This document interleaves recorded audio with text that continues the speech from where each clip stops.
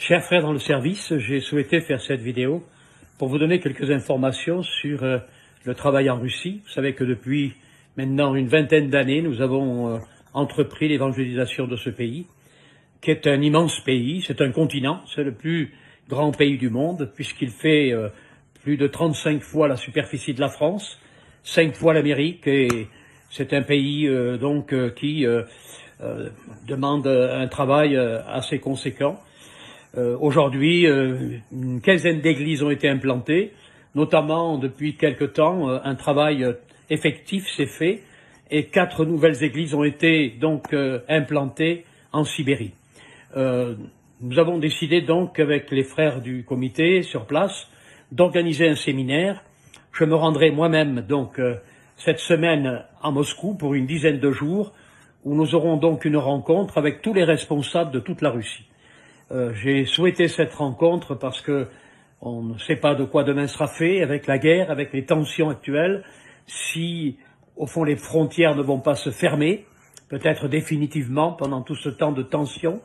Mon visa est encore bon puisqu'il est valable jusqu'au 31 mars 2023. J'ai essayé d'obtenir des visas pour quelques collègues qui éventuellement seraient susceptibles de m'accompagner, mais aucun visa n'est accordé actuellement.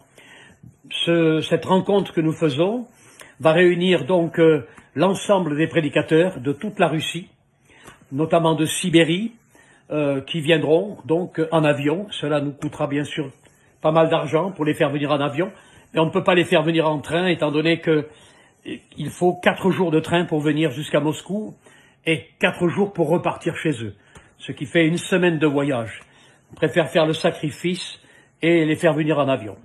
Nous aurons aussi des prédicateurs qui viendront de l'Oural, nous aurons des prédicateurs qui vont venir de la région du Caucase, de la région de Stavropol, de la région de Saint-Pétersbourg, de toute la région de Moscou, bien sûr.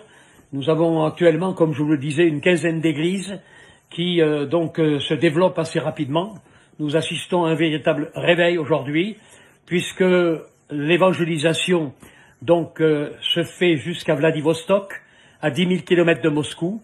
Des Roms se convertissent, nous n'y avons jamais été, nous n'avons fait aucune évangélisation, et le fait que certains membres de leur famille se sont convertis en Sibérie, eh bien ça a permis que l'évangile puisse pénétrer aussi ces familles au bout de la Russie, jusqu'au fond de la Sibérie, jusqu'à Vladivostok, à la frontière de la Corée du Nord et de la Chine.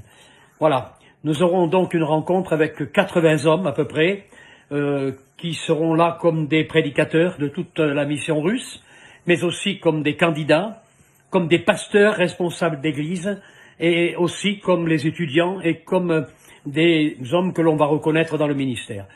Voilà donc le projet que nous avons. Je vous demande de prier particulièrement pour ce projet. Nous aurons aussi l'occasion donc de choisir et d'élire parmi les responsables de la Sibérie 3 frères pour qu'ils puissent aussi intégrer le comité de direction de la Russie. Alors je vous demande de prier particulièrement pour tout ce travail, pour ces jours que nous devons passer dans la prière, dans la lecture de la parole de Dieu, dans la méditation et aussi dans un travail de fondation de l'œuvre de Russie. Voilà, que Dieu vous bénisse et pensez à l'œuvre de Russie dans la prière.